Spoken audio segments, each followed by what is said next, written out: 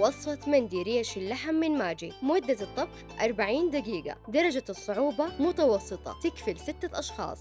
المكونات: ملعقة كبيرة من الزيت النباتي، كيلو ريش لحم، برطمان من خلطة المندي من ماجي، حبتين بصل كبير مفروم، 3 بيضات مسلوقة، 4 أكواب من الموية، كوبين رز بسمتي، ملعقتين كبيرة بقدونس طازج مفروم. الوصفة: تبلي ريش اللحم بملعقتين كبيرة من خلطة المندي من ماجي واتركيها تستوي في فرن ساخن على درجة حرارة 180 درجة مئوية لمدة 30 دقيقة حتى تستوي ويصير لونها ذهبي. سخني ملعقة كبيرة من الزيت النباتي في قدر غير لاصق واقلي البصل. خرجي نص كمية البصل وخليها على جنب للتزيين.